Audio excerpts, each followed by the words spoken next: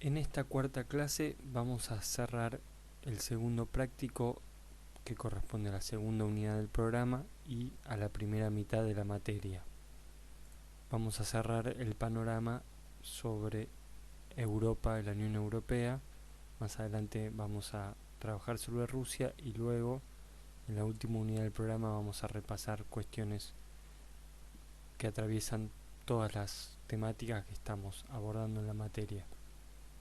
Vamos a trabajar en esta ocasión sobre cuestiones urbanas e industriales a partir de los textos de Muñoz, Urbanalización, el texto de Montero Bressan sobre la industria textil y una entrevista al geógrafo francés Christopher Guilly, que traza algunas ideas interesantes para discutir la cuestión de los chalecos amarillos en Francia. En primer lugar, yo quería que recordáramos lo que habíamos hablado en su momento sobre la constitución del orden moderno y cómo la transición del feudalismo al capitalismo había supuesto una reorganización profunda del espacio rural europeo y un fuerte proceso de urbanización en grandes ciudades industriales. Ese proceso culminó en el siglo XIX y dio lugar a la posibilidad de que Europa se convirtiera en el centro, en el polo industrial de la economía internacional. En la última parte del siglo XX, con el advenimiento del modelo de acumulación flexible o postfordista, esa profunda relación entre economía industrial y espacio urbano que caracterizaba al territorio europeo se va a romper cuando las principales empresas multinacionales, tanto de Europa como de Estados Unidos, van a empezar a buscar dónde establecerse en los países periféricos, buscando mano de obra barata y otro tipo de ventajas comparativas que le permitan obtener una mayor competitividad.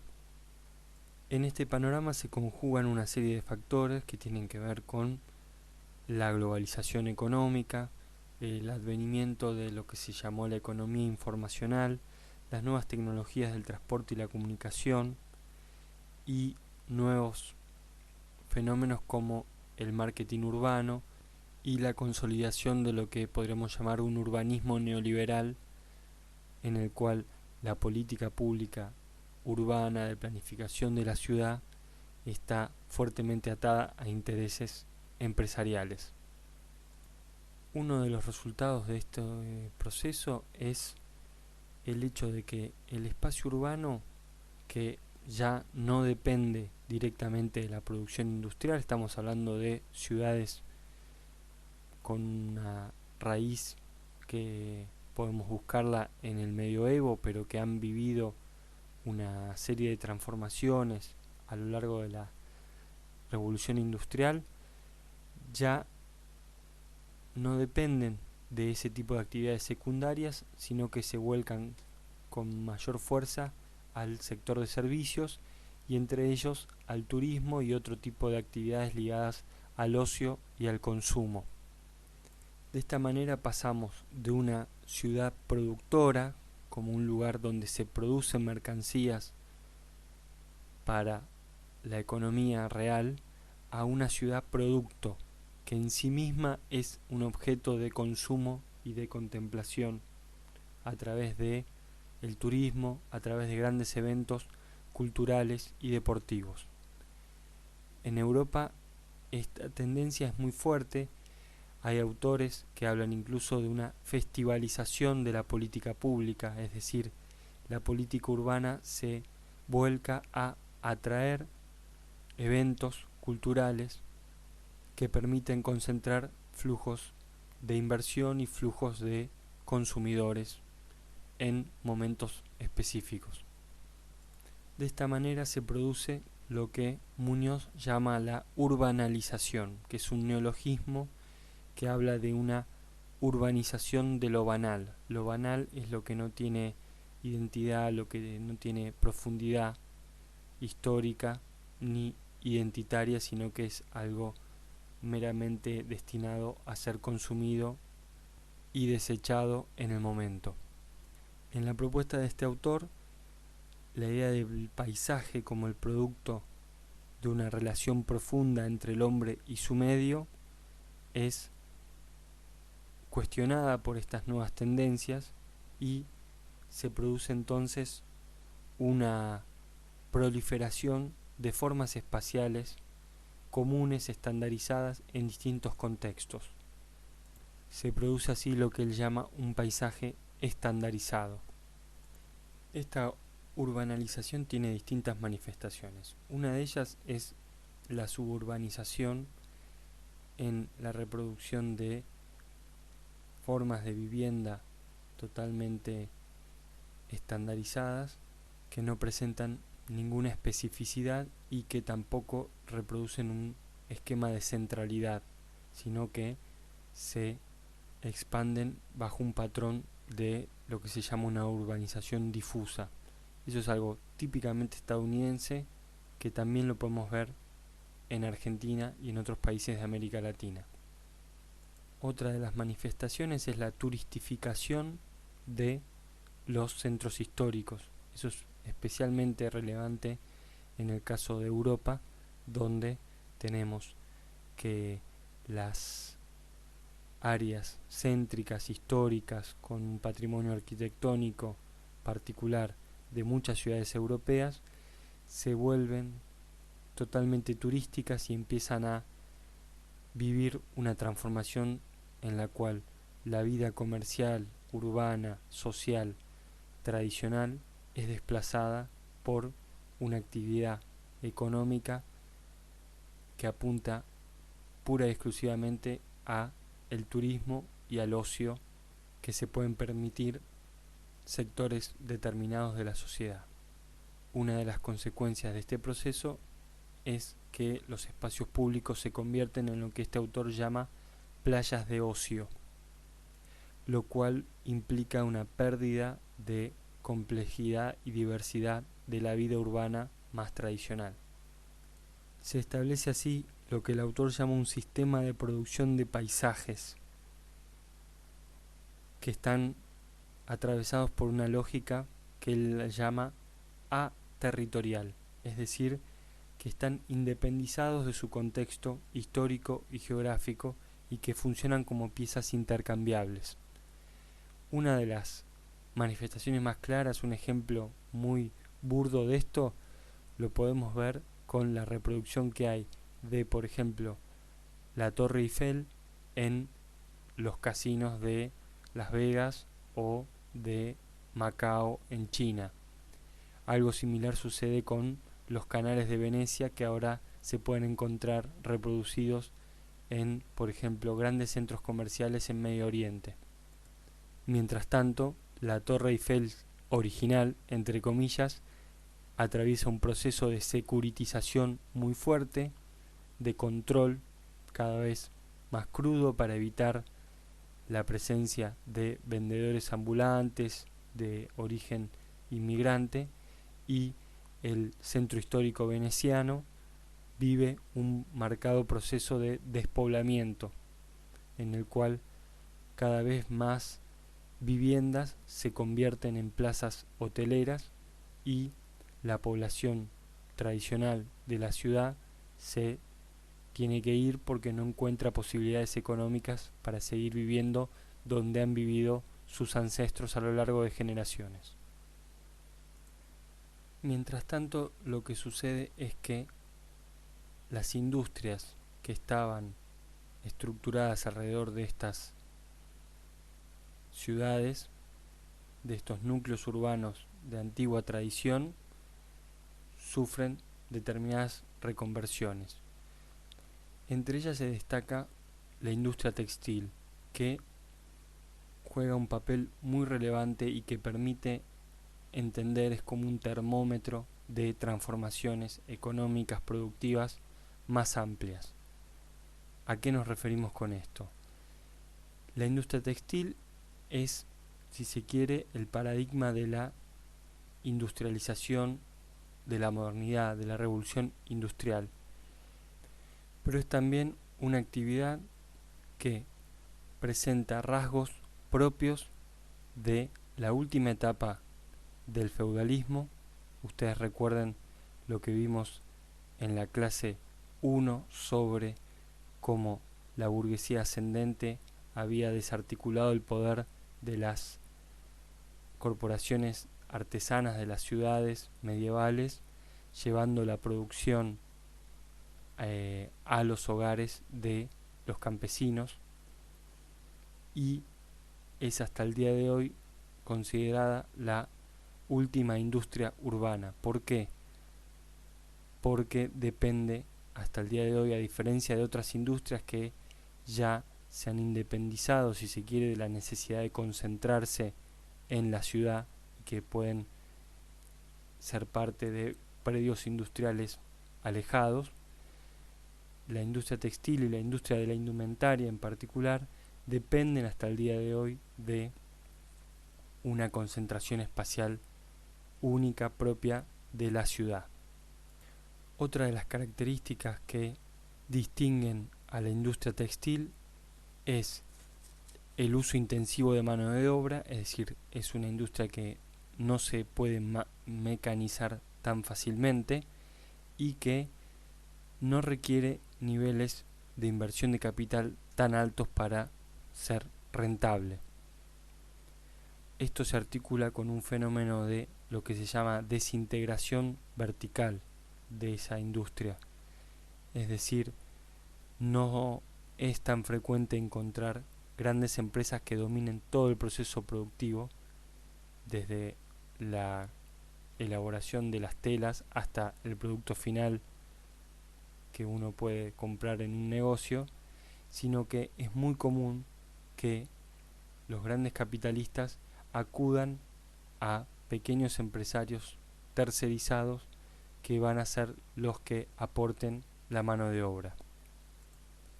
Esto último se relaciona directamente, y eso es lo que ustedes van a ver en el texto de Montero, tanto para el caso de Buenos Aires y el contexto argentino y latinoamericano, como para el caso de la ciudad de Prato en Italia y el contexto europeo, con el fenómeno migratorio. Es decir, lo que va a suceder, lo que se puede comprobar en muchos contextos distintos y también a nivel histórico, es que esa articulación de grandes empresarios y pequeños aportantes de mano de obra está relacionada directamente con flujos migratorios y con la presencia de colectividades y minorías étnicas en contextos determinados. Es el caso de la colectividad boliviana en Argentina y va a ser el caso de la colectividad china en Italia. Lo que Montero señala a nivel global es que con el neoliberalismo reaparecen formas que no dejan de ser precapitalistas incluso en su forma de organización, o que son propias de ese pasaje del feudalismo al capitalismo, es decir, la reemergencia de formas de organización de la producción muy antiguas basadas en situaciones de superexplotación y muchas veces de trata de personas, lo cual no puede dejar de explicarse en relación a la desregulación laboral propia de la ofensiva del capital sobre el trabajo que implica la transformación neoliberal del Estado y de la economía. En el caso de Italia, el trabajo aborda la situación de la ciudad de Prato, en la región de la Toscana, que es una ciudad de 185.000 habitantes, de origen medieval, es una ciudad antigua, que fue muy fuerte en la época medieval en cuanto a la producción artesanal de telas de todo tipo, y con el tiempo, con la revolución industrial, atrajo y concentró una gran cantidad de talleres que se volcaron a la producción industrializada de telas, convirtiéndose en lo que algunos llaman el Manchester de la Toscana, es decir, una analogía con la gran ciudad industrial de Gran Bretaña, que fue la cuna, el epicentro de la revolución industrial en el Reino Unido. Lo importante aquí, la gran transformación que hay que tener en cuenta, que está atada a esas transformaciones urbanas que hemos mencionado previamente, es que esa industria textil entró en crisis a nivel italiano, a nivel nacional y en particular en Prato. Entró en crisis en gran medida por las divergencias estructurales macroeconómicas que señalamos en la clase anterior y que fueron profundizadas por el proceso de integración europeo y la implantación de la zona euro, que con su rigidez le quitó competitividad a la industria italiana, que había sido muy poderosa y que se había valido con mucha frecuencia de la devaluación de su moneda, la lira, como mecanismo de obtención de una competitividad diferencial en el mercado europeo. El milagro económico de recuperación que experimentó Italia en la posguerra, años 50 y 60, entró en declive en los años 80 y se desaceleró con el proceso de integración europeo que analizamos previamente. El resultado es que buena parte de esa capacidad instalada en Prato y en otras ciudades de Italia, volcada a la industria textil, es decir, a la producción de telas, fue reconvertida, fue ocupada por una industria de la indumentaria conocida como el pronto moda, que fue hegemonizada por la colectividad china, por pequeños empresarios chinos que logran traer mano de obra de su país a trabajar en condiciones inhumanas en esta producción de indumentaria extremadamente flexible a los vaivenes del mercado. Esta situación de producción en condiciones extremadamente precarias no se puede entender sin un contexto de desregulación de las relaciones laborales y mercantiles propias de la imposición de políticas neoliberales en Italia y en otros países del continente. Y lo que es interesante para señalar es que esta producción de indumentaria en condiciones muchas veces infrahumanas no es solamente de lo que podríamos llamar ropa trucha, berreta de la feria, por hablar de una manera sencilla, sino que está relacionada directa o indirectamente con las grandes firmas de la alta costura italiana que con el tiempo se han concentrado en el diseño, en la elaboración de modelos, pero que han tercerizado la producción en otros empresarios más pequeños, en principio de origen italiano, pero con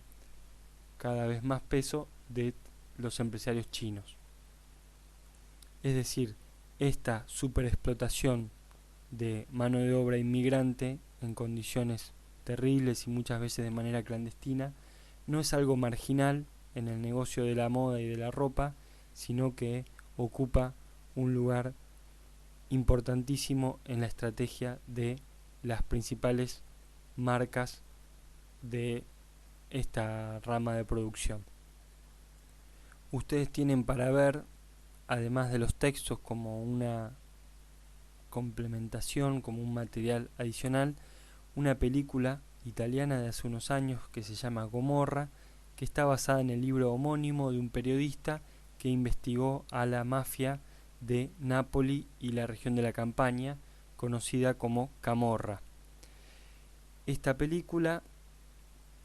muestra distintos aspectos de las actividades de la mafia, entre las cuales se incluye el financiamiento de estos pequeños empresarios que llevan adelante talleres de elaboración de indumentaria. En general, la mafia italiana trabaja y trabajaba con empresarios de origen italiano y con trabajadores de origen italiano. Pero si ustedes ven en la película, en los fragmentos que están marcados en la consigna del práctico, van a ver la historia de cómo los empresarios chinos que incorporan mano de obra china tratan de ganar lugar en ese mercado. Un mercado en el que van a ver también estos empresarios lo que hacen es participar de licitaciones por la producción de determinadas prendas con un determinado diseño que les encargan las grandes firmas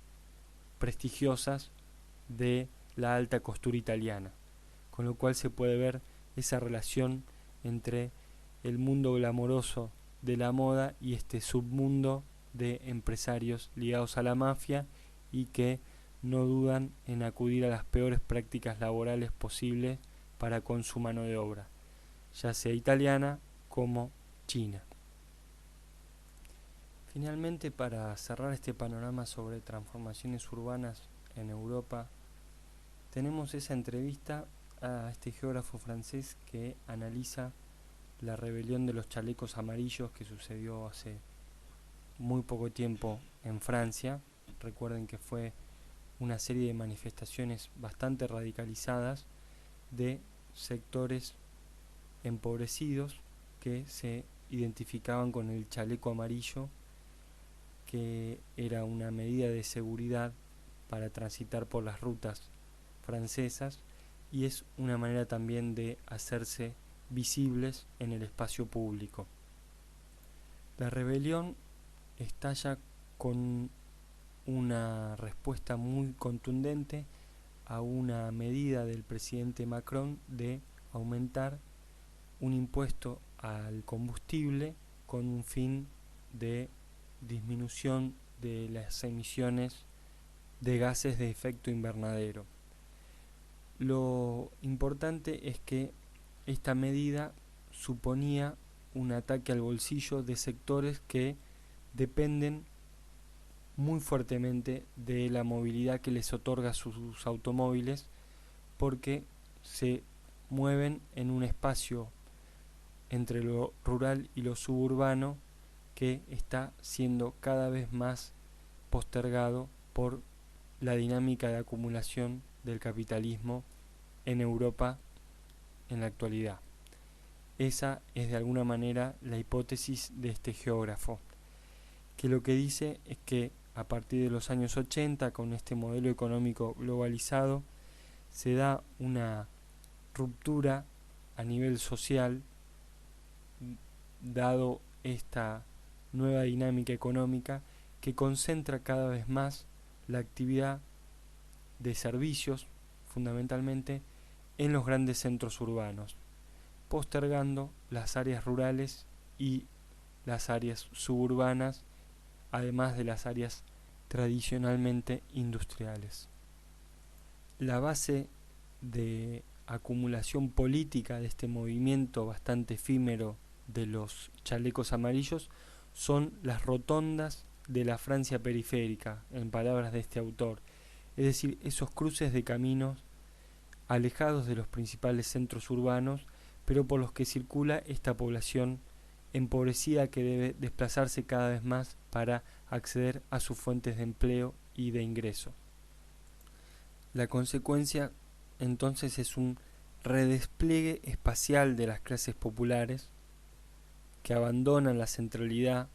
política que les daba la presencia de la industria en los grandes centros urbanos hacia el campo y las pequeñas ciudades, que es donde, o casualidad, va a tener cada vez más peso el voto populista, si se quiere, o un voto anti-globalización, anti-Unión Europea, lo que se conoce como un voto euroescéptico, que en el caso de Francia es el que acapara el Frente Nacional de Marine Le Pen. De esta manera cristaliza lo que este autor denomina una lucha de clases geográfica, es decir, una lucha de clases con una fuerte dimensión territorial, en la que se oponen sectores de la población que tienen acceso a una gran movilidad y a la integración que les permite ser parte de grandes ciudades que funcionan como nodos interconectados de la economía global, frente a la sedentarización y el aislamiento al que son condenados quienes viven en estas periferias rurales y suburbanas. Él establece una relación muy fuerte entre esa dicotomía de tipo económica y espacial con la cuestión identitaria que se expresa hoy en los procesos independentistas y los nacionalismos en auge. De hecho, el título de la nota tiene que ver con el proceso de independentismo catalán que él identifica con